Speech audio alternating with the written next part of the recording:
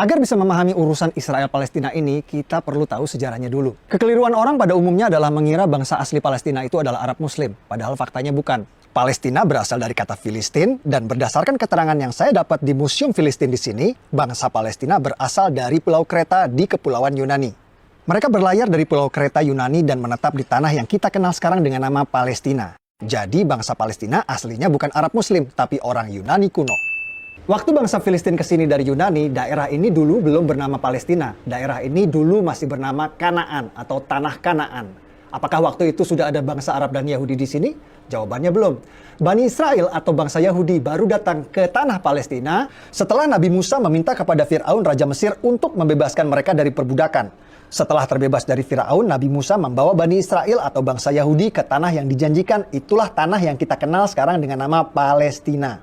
Setelah terbebas dari Fir'aun, Bani Israel Yahudi hidup di tanah Palestina ini turun-temurun selama ribuan tahun, mendirikan kerajaan Israel yang raja-rajanya tidak asing bagi kita. Salah satunya Raja David, atau yang kita umat Islam kenal dengan nama Nabi Daud. Siapa yang tidak tahu cerita Nabi Daud? Ia mengalahkan raksasa bangsa Filistin bernama Goliat hanya dengan sebuah batu. Lalu ada Raja Solomon, anak kandung dari Nabi Daud, atau yang kita umat Islam kenal dengan nama Nabi Sulaiman. Nabi Sulaiman adalah Raja Yahudi yang membangun kuil suci untuk tempat ibadah agama Yahudi yang dikenal dengan nama Kuil Solomon. Yang di belakang saya itu adalah tembok ratapan, tempat paling suci bagi agama Yahudi seperti Ka'bah buat umat Islam. Tembok ratapan ini dulunya adalah bagian dinding dari kuil suci agama Yahudi yang dibangun oleh Nabi Sulaiman. Kuil bertahan 600 tahun sampai ia dihancurkan oleh bangsa Romawi pada tahun 70 Masehi. Lalu karena benci pada bangsa Yahudi, Kaisar Romawi Hadrian merubah nama Israel menjadi Palestina. Nama yang bertahan sampai hari ini. Jadi Kaisar Romawi Hadrianlah yang memberi nama Palestina pada daerah ini. Aslinya daerah ini bernama Tanah Kanaan. Lalu Bani Israel Yahudi datang, namanya berubah menjadi Israel. Kemudian oleh Kaisar Romawi Hadrian, nama Israel diganti menjadi Palestina. Jadi faktanya bangsa Yahudi memang sudah ada di tanah Palestina ribuan tahun sebelum Arab dan Islam masuk ke tanah Palestina. Inilah yang dijadikan landasan prinsip bangsa Yahudi sekarang ngotot mempertahankan negara Israel ini. Lalu kapan Arab dan Islam masuk ke tanah Palestina? Arab dan Islam masuk ke Palestina saat Khalifah Umar menaklukkan Yerusalem Al-Quds pada tahun 638 Masehi. Tempat ini bernama Umar bin Khattab Square atau alun-alun Umar bin Khattab. Dinamakan untuk mengenang Sang Khalifah Umar yang menaklukkan Yerusalem Al-Quds pada tahun 638 Masehi. Guys, hari ini kita bersama Dr. John Seligman, sejarawan, arkeolog, ahli situs-situs purbakala bergelar Dr. S3. The place of the temple that is built by Solomon in the central part of what is today known as the Temple Mount. The area which is today used for prayer is the Western Wall, which is in fact actually an external wall of the Temple Mount itself. Right up until the time of the entry of Islam into the city of Jerusalem, when Umar enters Jerusalem, he would have mostly found an empty space. And for that reason, he builds a small mosque. We know quite clearly the development of the two major structures on the Temple Mount, one being the Dome of the Rock, and the other one being the Al-Aqsa Mosque. Both were built by the fifth Caliph, Abdul Malik. Those buildings are later than the time of the arrival of Muhammad.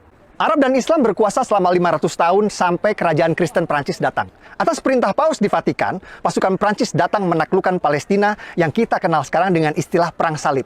Raja Kristen Prancis mendirikan kerajaan Yerusalem dan berkuasa di Palestina selama 100 tahun sampai akhirnya dikalahkan. Setelah 100 tahun, akhirnya Prancis menyerah pada pasukan Raja Salahuddin Ayyubi yang berhasil merebut Palestina kembali ke tangan Islam. Ottoman Turki kalah di Perang Dunia I dan dipaksa menyerahkan sebagian besar wilayahnya kepada negeri pemenang Inggris dan Prancis. Provinsi Suriah dan Libanon menjadi milik Prancis, Provinsi Palestina dan Jordan jadi milik Inggris. Inggris mengganti nama Palestina menjadi British Mandate Palestine. Lalu Perdana Menteri Inggris langsung mengambil inisiatif mendukung pendirian negara Israel di Palestina lewat deklarasi Balfour yang berbunyi, "Pemerintahan Yang Mulia Ratu Inggris mendukung pendirian rumah nasional untuk bangsa Yahudi." Pada tahun 1947, Perserikatan Bangsa-Bangsa PBB menerbitkan resolusi pendirian dua negara di Palestina, negara Yahudi dan negara Arab. Warga Yahudi langsung menerima tawaran ini dan mendirikan negara Republik Israel.